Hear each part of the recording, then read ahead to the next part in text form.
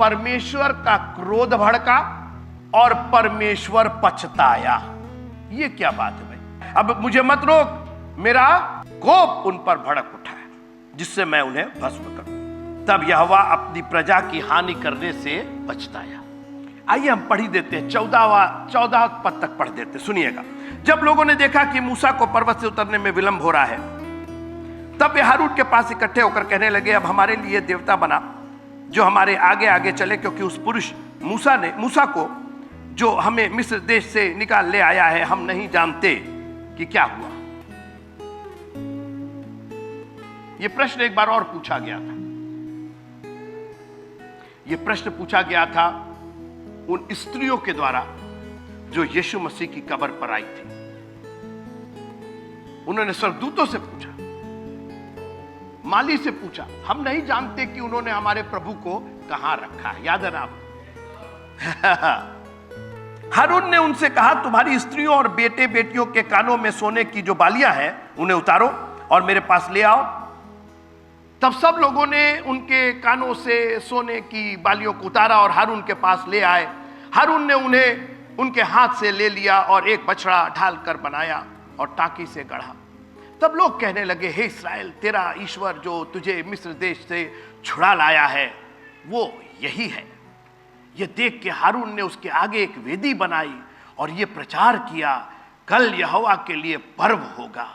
और दूसरे दिन लोगों ने भोर को उठकर होम बलि चढ़ाए और मेल बलि ले आए, फिर बैठकर खाया पिया और उठकर खेलने लगे। तब यहोवा ने मूसा से कहा, नीचे उतर जा, क्योंकि तेरी प्रजा के लोग जिन्हें तू मिस्र देश से निकाल ले आया है वे बिगड़ गए हैं। और जिस मार्ग पर चलने की आज्ञा मैंने उनको दी थी, उसको झटपट छोड़कर उन्होंने एक बछड़ा ढालकर बना लिया। फिर उसको दंडवत किया और उसके लिए बलिदान भी चढ़ाया और ये कहा है, हे इस्राएलियों, तुम्हारा ईश्वर जो तुम्हें मिस्र देश से छुड़ा ले आया है वह यही है। फिर यहोवा ने मूसा से कहा, मैंने इन लोगों को देखा और सुन वे हठीले हैं। अब मुझे मत रोक, मेरा कोप उन पर भड़क उठा है जिससे मैं उन्हें भस्म करूं, परंतु तुझसे एक बड़ी जात उपजाऊंगा। 11वां पद। तब मूसा अपने परमेश्वर यहोवा को यह कहकर मनाने लगा, हे यहोवा, तेरा कोप अपनी प्रजा पर क्यों भड़का है, जिसे तू बड़े सामर्थ और बलवंत हाथ के द्वारा मिस्र देश से निकाल लाया है। मिस्री लोग ये क्यों कहने पाए, वह उनको बुरे अभिप्राय से अर्थात पहाड़ों में घात करके धरती पर से मिटा डालने की मनसा से निकाल ले आया है। तू अपने भड़के हुए कोप को शांत कर और अपनी प्रजा को ऐसी हानि पहुंचाने से फिर जा। अपने दास अब्राहम, इसहाक और याकूब को स्मरण कर, जिनसे तूने अपनी ही शपथ खाकर यह कहा था, मैं तुम्हारे वंश को आकाश के तारों के तुल्य बहुत करूंगा, और यह सारा देश जिसकी मैंने चर्चा की है तुम्हारे वंश को दूंगा कि वे उसके अधिकारी सदैव बने रहें। तब यहोवा अपनी प्रजा की हानि करने से जो उसने कहा था पछताया। प्रभु अपने वचन के पढ़े और सुने जाने पर आशीष दे। एक विषय को मैं बता करके आगे बढ़ना चाहता हूं। परमेश्वर का क्रोध भड़का और परमेश्वर पछताया। यह क्या बात है भाई? परमेश्वर का क्रोध, 32वां अध्याय और चौथी आयत, 9वीं आयत, 10वीं आयत। अब मुझे मत रोक, मेरा कोप उन पर भड़क उठा है जिससे मैं उन्हें भस्म करूं। 14वां पद। तब यहोवा अपनी प्रजा की हानि करने से पछताया। एक बार और पछताया था।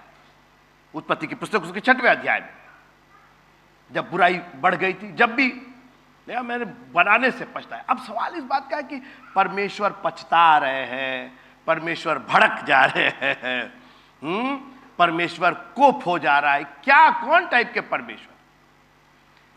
याद रखिएगा कि परमेश्वर की 7 आत्माएं हैं। कौन जल्दी से पढ़ेगा? प्रकाशित वाक्य और उसका, अब पढ़िए 3 अध्याय और उसकी हाँ पहली आयत। और सरदीस की कलीसिया के दूत को ये लिख कि जिसके पास परमेश्वर की 7 आत्माएं, परमेश्वर की कितनी आत्माएं? 7 आत्माएं। अब ये 7 आत्माएं कहां हैं? ये पाई जाती है यशायाह नबी की पुस्तक, यशायाह नबी की पुस्तक उसका 11वां अध्याय पहली आयत से। तब यिशै के ठूंठ में से एक डाली फूट निकलेगी। ठीक है, ये यीशु मसीह के पैदाइश के लिए, ये यीशु मसीह के लिए। आगे पढ़िए। और उसकी जड़ में से हाँ? एक शाखा निकलकर फलवंत होगी। ठीक है। और यहोवा की आत्मा, अरे भाई बहुत जल्दी नहीं, नंबर 1, सब लोग बोलिए नंबर 1, यहोवा की आत्मा। आगे पढ़िए।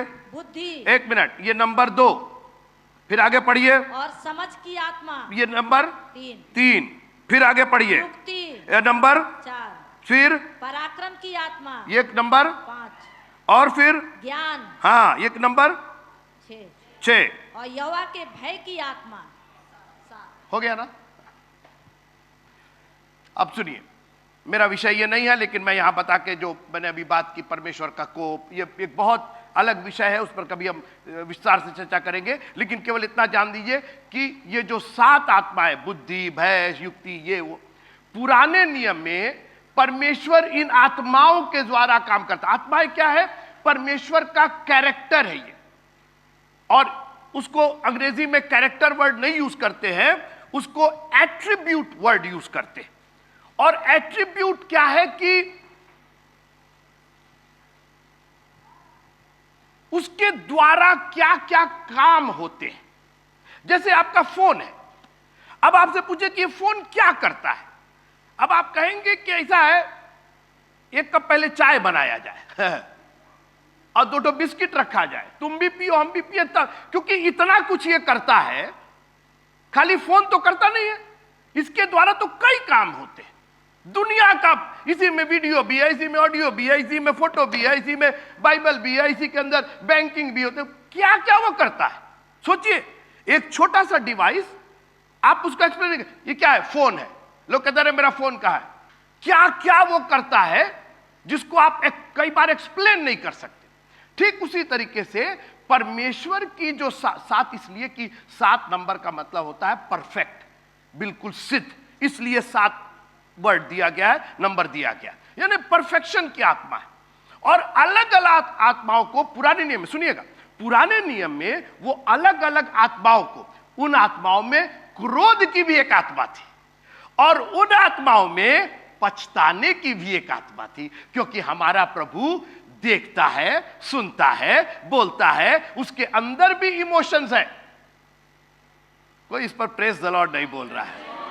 अरे सारी दुनिया तो ऐसे को मान रही है और प्रशंसा कर रही है जो ना देख सकता है, ना बोल सकता है, ना सुन सकता है, उसके कोई इमोशन नहीं है। खड़े हो गए हाथ जोड़कर, किससे बात कर रहे हो बाबू? किससे बोल रहे हो? जो देख नहीं सकता, जो सुन नहीं सकता, उससे ज्यादा तो ये बगल वाला सुन रहा है और ये बगल वाली सुन रही है। उसको क्या कर रहे हो? हमारा प्रभु जो आत्माएं है ना, ये आत्माएं इमोशंस है। वो सुनता है, वो बोलता है, वो क्रोध करता है, वो प्रेम करता है। तब यहोवा ने, परमेश्वर ने इस जगत से ऐसा प्रेम किया। सोचिए आप, ये ऐसा कौन प्रभु है भाई जो प्रेम भी कर रहा? और जब प्रेम होगा तो क्रोध भी होगा, जब प्रेम होगा तो पछतावा भी होगा। ये परमेश्वर की 7 आत्माएं। मगर जब यीशु मसीह पैदा हुए तो लिखा है कि ईश्वरत्व की, यानी परमेश्वर की सारी परिपूर्णता सहदेह उसमें वास करती थी। यानी पूरा ईश्वरत्व, गॉड हेड, जो पूरा खुदा था, ईश्वर था, जिसको हम और आप एक्सप्लेन नहीं कर सकते, वो एक देह के अंदर समा गया। पढ़ लीजिए 2 कुरिन्थियों उसका 5वां अध्याय, 2 कुरिन्थियों 5वां अध्याय 16वीं आयत। सो अब से हाँ, हम किसी को हाँ, शरीर के अनुसार ना समझेंगे। देखिए, पहले आपको यह तय करना पड़ेगा कि आप जब चर्च में आ रहे हैं, बाइबल पढ़ रहे हैं, तो शारीरिक रूप से पढ़ रहे हैं कि आत्मिक रूप से, पर अब हम किसी को शरीर के, इसीलिए जब मैं आपको यहां से देखता हूं या आप मेरे को वहां से देखते हैं तो मेरे शरीर को मत देखिए, इसका कोई मतलब नहीं, ये तो एक दिन मिट्टी में मिल जाएगा। आपका भी हम जो यहां से प्रचार कर रहे हैं आपके शरीर के लिए प्रचार कर ही नहीं रहे। Praise the Lord. उसके लिए तो दुआ हो गई, आप बीमार थे उसके लिए दुआ हो गई, लेकिन जो प्रचार हो रहा है, जो परमेश्वर का वचन हो रहा है, वो आपके आत्मा के लिए हो रहा है। आप है मेरे साथ? इसलिए आप ये मत समझिए आज इन्होंने ये बोला वो बोला, है ही नहीं। फिर से पढ़िए उसको, जोर से पढ़िए जी। सो अब से अभी तक पुराने नियम में फिजिकल था, शारीरिक था, तख्ते पर लिखा जाता था, परमेश्वर ने पत्थर की तख्ती पर लिखा, अब वो हमारे हृदयों में लिखा हुआ है। अब हमको पत्थर का कोई टैबलेट नहीं चाहिए, वो हमारे हृदय में, हमको 10 हुक्म याद नहीं है, हम उसके ऊपर चलते भी हैं। Praise the Lord. हमको लिखने की जरूरत नहीं है, हम तो उस पर एक्ट करते हैं, हम तो चलते हैं। हम दूसरों को ईश्वर करके नहीं मानते, हम अपने प्रभु का नाम, हम ओ माय गॉड नहीं कहते हैं, हम अपने प्रभु का नाम व्यर्थ नहीं लेते हैं, हम विश्राम दिन को पवित्र मानते हैं, माता पिता का आदर करते हैं, चोरी नहीं करते, व्यभिचार नहीं करते, झूठ नहीं, ये सब कैरेक्टर हमारे अंदर है, क्योंकि हम अब शारीरिक नहीं आत्मिक रूप से बात करते हैं। फिर से पढ़िए जी। सो अब से हम हाँ। किसी को हाँ। शरीर के अनुसार ना समझेंगे। जब हम समझेंगे नहीं, तुम्हारा शरीर है ही नहीं, हम तो तुम्हारी आत्मा के लिए। दैट्स वाई मैं यही कहता हूं कि यहां जो आप चर्च आते हैं, ये शरीर के लिए नहीं, ये पंखा देख रहे हैं, बिजली देख रहे हैं, लाइट देख रहे हैं ना, हम इसके लिए आते ही नहीं है।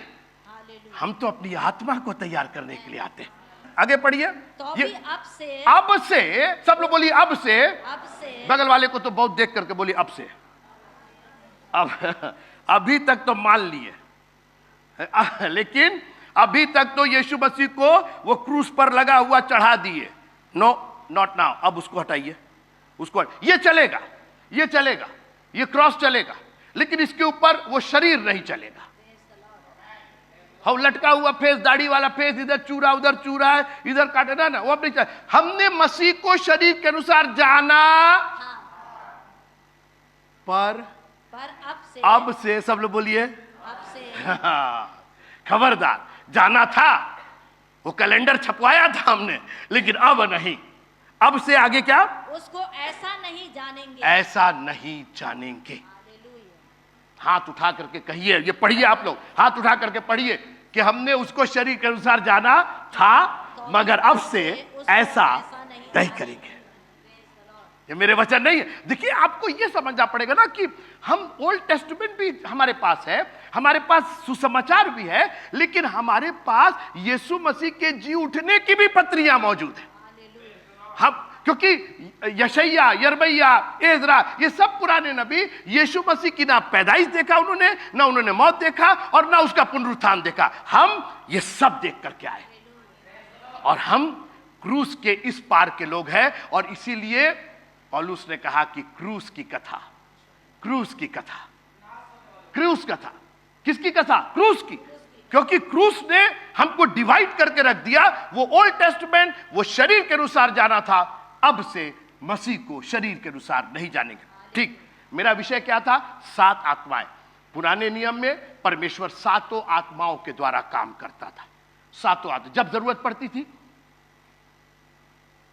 स्वर्गदूत बन करके चले आए।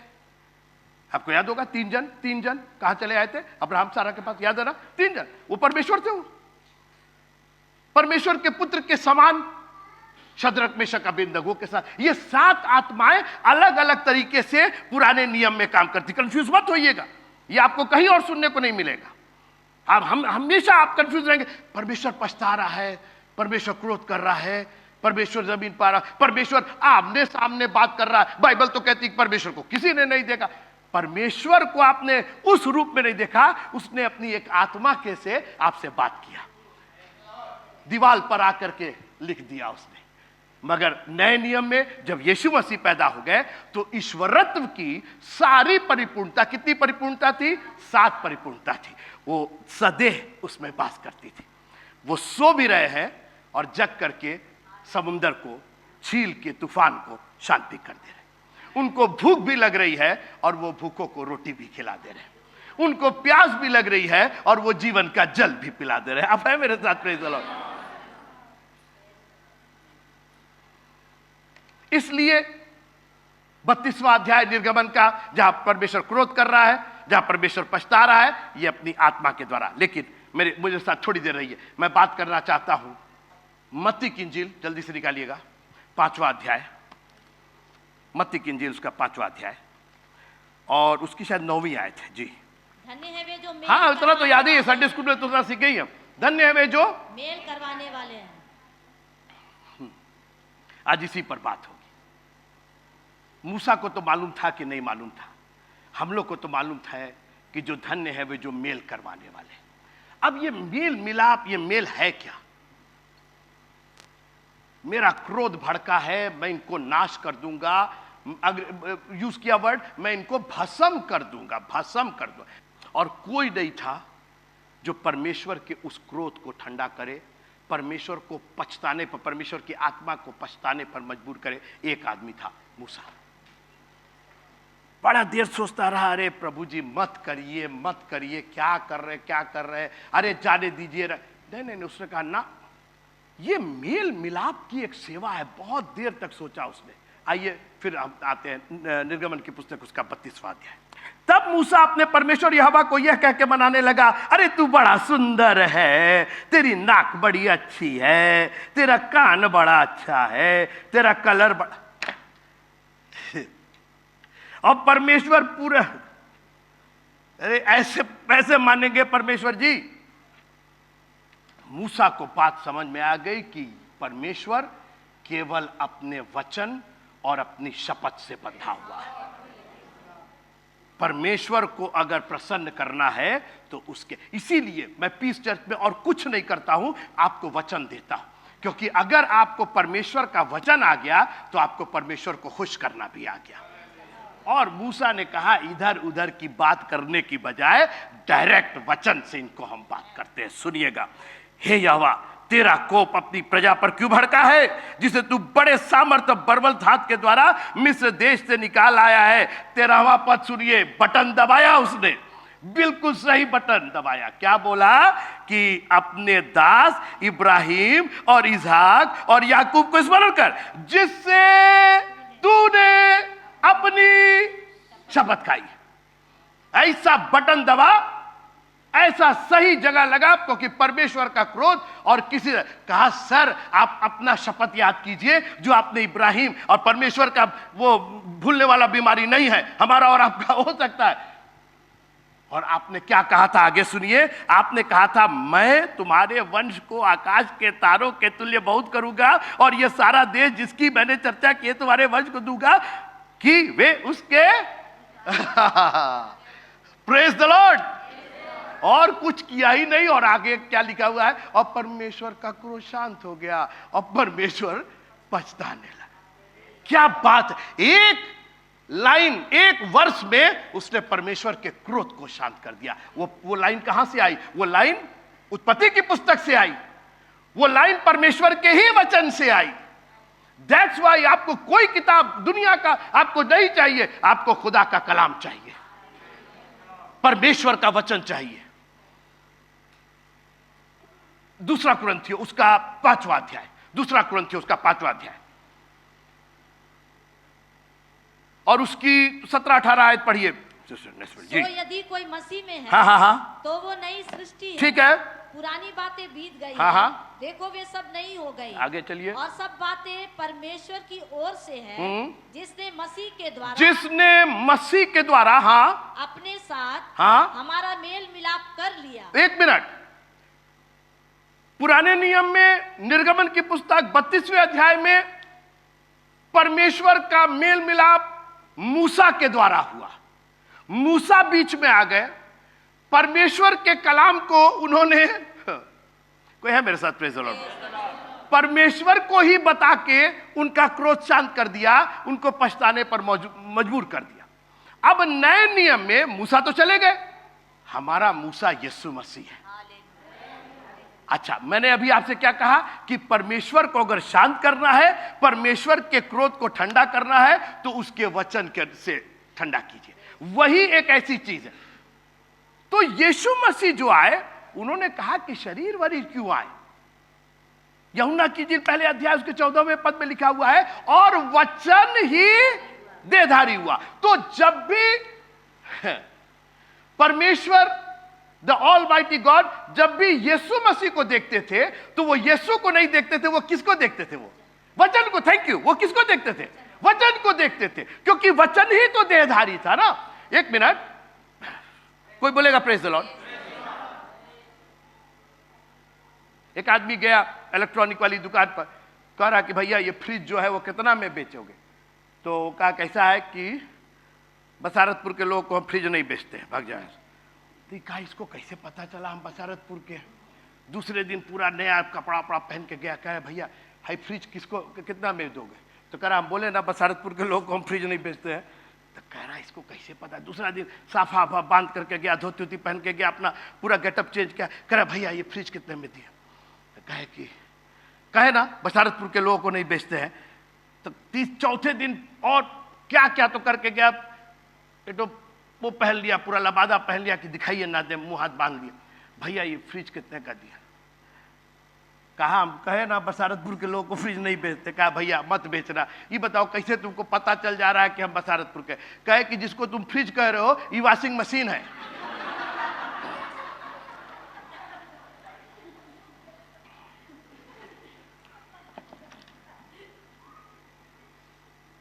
आप यीशु मसीह लटका हुआ चेहरा, दाढ़ा दाढ़ी, when God is looking at it, वो बशारतपुर का रहने वाला नहीं है कि वॉशिंग मशीन को फ्रिज कहता फिरे। आप जब वॉशिंग मशीन देखते हैं तो उसको क्या बोलते हैं? वॉशिंग की मशीन तो देखते हैं ना।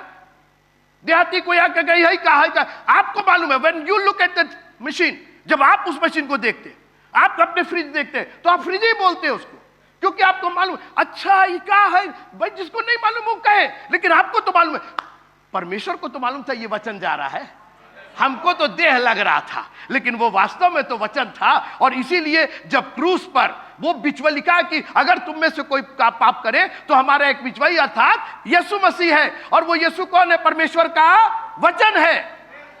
और जब परमेश्वर वचन देखता है, परमेश्वर वचन सुनता है, उसकी नियत बदल जाती है, वो आपको बरकत देने लगता है। और इसीलिए मैं बार बार आपसे कहता हूं, खुदा के कलाम को दिल से लगा करके रखिएगा। खुदावंद जब आपको आशीष देगा, वो आपको नहीं देख रहा, वो अपने वचन को देख रहा है। इस वचन के अनुसार वो अपने क्रोध को ठंडा करेगा, पछताएगा और आशीषों की वर्षा करेगा आपके ऊपर। कोई है मेरे साथ प्रेज द लॉर्ड बोलेगा? एक सिस्टर को कैंसर हो गया अमेरिका में, 3-4 साल के बाद मिली, बिल्कुल ठीक, बिल्कुल क्योर्ड। हम क्या, कहाँ, किस अस्पताल में, कैसे? कहे कुछ नहीं बिशप साहब, मुझे किसी ने प्रचार किया परमेश्वर के वचन का कि परमेश्वर केवल अपने वचन से सुनता है। आप हिंदी, इंग्लिश, जापानी कुछ बोलिए, उसको कुछ सुनाई नहीं देता। जब आप कलाम बोलने लगते हैं वो सुनता है। चाहे गीत में बोलिए, चाहे पढ़ करके बोलिए, चाहे दुआ में बोलिए, उसका कलाम बोलिए। मैंने कहा उसका कलाम बोलिए। उन्होंने कहा कि मैंने गूगल में जा करके जितनी बाइबल में पद चंगाई से संबंधित थी सब निकाला मैंने, जितनी उत्पत्ति से लेकर के प्रकाश जो जितना था गूगल में सब मिल जाएगा। और कहे उस सबको मैंने लिखा और बोले मैं दवाई के समान, उन्होंने कहा मैं दवाई के समान उसको लेती थी। सुबह उठती थी, वो रजिस्टर में लिखा था उन्होंने, फलाना मैं तुम्हारा चंगा करने वाला, और कहे मैं चलती थी और मैं केवल वो दवाई के समान, सुबह दोपहर शाम, शाम दोपहर सुबह, दोपहर सुबह। बोले 6 महीने के बाद डॉक्टर के पास गई, डॉक्टर ने कहा तुमको तो कभी कैंसर हुआ ही नहीं था, क्योंकि वो अपने वचन को सुनता है। वो मेल मिलाप केवल अपने वचन से। और मूसा ने कहा कि सर हमारे पास और कोई क्वालिफिकेशन नहीं, हम क्या, अरे हमको नहीं देख रहे, खबरदार जो आपने इनको मारा और मैं आपको ये हम क्या करेंगे? Lord according to your own word, आप अपने वचन के अनुसार इसको पूरा कीजिए। ये वचन मित्रों, इसको मामूली मत समझिएगा, बहुत सामर्थी वचन है। जब भी आपको मेल मिलाप की और बहुत सी हमारी प्रॉब्लम, क्योंकि परमेश्वर गुस्सा है हमसे, परमेश्वर का क्रोध भड़का, आपको दिखाई नहीं दे रहा है, आसमान में लड़ाई चल रही है। एक काम कीजिए, जब आपको कुछ समझ में ना आए, कोई दवाई ना काम करे, कोई बैंक ना काम करे, कोई रिश्तेदार का काम ना करे, तो खुदा का कलाम अपने हाथ में लीजिए और कहिए कि खुदा का कलाम मेरी मदद करेगा। हालेलुया। मूसा बिचवाई के समान खड़ा हो गया। उसने कहा सर और हम क्या बोले, कि जापानी बोले कि चाइनीज बोले कि हिंदी बोले कि उर्दू बोले, कुछ नहीं बोलेंगे, आपका वचन ही आपको याद दिलाएंगे। आप ही ने कहा था इससे मैं सामर्थी जात बनाऊंगा। आपने अपने अब्राहम, अपने दास अब्राहम, आइजक और याकूब से वादा किया था, शपथ खाई थी, अब आप उस शपथ को। परमेश्वर ने कहा जाओ, ऐसा बात तुम बोलती हो, use the word of God, use the word of God, परमेश्वर का वचन। हालेलुया, इससे कभी उकताइएगा नहीं, ये आपकी ढाल बन करके आपके साथ रहेगी। अपनी आंखों को बंद कीजिएगा। प्रभु जी धन्य है वे जो मेल करवाने वाले हैं। ये मेल करवाने की जो आपने आत्मा सौंपी है, जो सेवा सौंपी है, इसके लिए हमको आपने जो हथियार दिया है अपना वचन, हालेलुया। हम सोचते हैं हमको ये मिल जाए वो मिल जाए, नहीं खुदावंद, हमको तेरा वचन चाहिए। तेरा एक वचन मेरी जिंदगी बदल देगा, मुझे उस जगह पहुंचाएगा जो आपने मेरे लिए तैयार की है। अपने से वादा कीजिए कि खुदा का कलाम आपसे दूर नहीं होगा। राभा शंदा रावा रावा वो रीबा शादार लाभा। हालेलुया। दुनिया का बात सुनने के और दुनिया का ये करने से वो करे, काम कीजिए। ये बाइबल को आप अपनी जिंदगी बना लीजिए। रीड इट, रीड इट, इतना भर लीजिए कि जब आपको कोई प्रॉब्लम हो और खुदा से आप मांगे तो खुदा जब आपकी ओर नजर करे तो आप तो दिखाई ना दे, आप उसका वचन उसको दिखाई दे।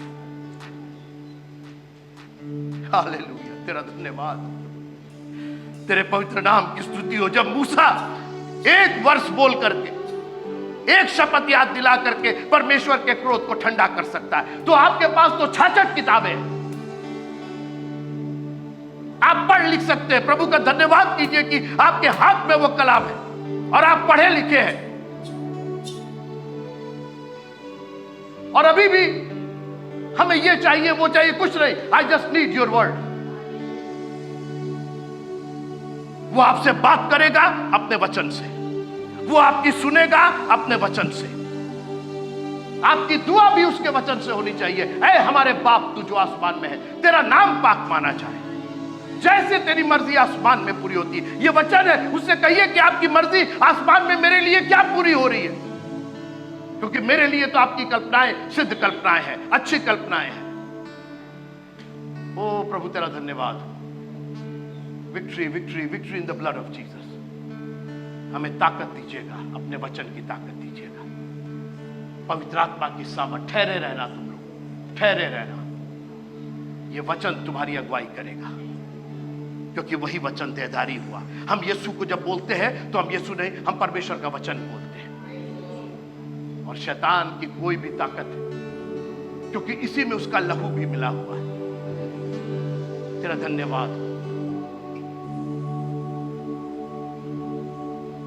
इस वचन को अपने साथ लेकर के जाइएगा मित्रों। शैतान इतना घबराया हुआ है कि 4 में से 3 लोगों पर अटैक करेगा। सोचिए, केवल एक जन छूट गया, 3 लोगों ने छोड़ दिया, उस बीज को छोड़ दिया, उसकी कोई रक्षा रखवाली नहीं की, और 3 भाग बीज का बेकार हो गया। आज का ये वचन 100 से ज्यादा लोग यहां पर हैं। मालूम हुआ 2 ही लोग लेकर के गए, बाकी तो 98-99 तो सब बेकार कर दिया। ये परमेश्वर का कलाम नहीं मिलेगा आपको कहीं भी। आलू प्याज टमाटर हर जगह मिल जाएगा, मगर खुदा का कलाम नहीं मिलेगा। इसलिए कहिए खुदावंद हम पढ़ेंगे तेरा कलाम। Thank you, thank you, thank you. Yeshu Masih के नाम से मांगते हैं, आमीन।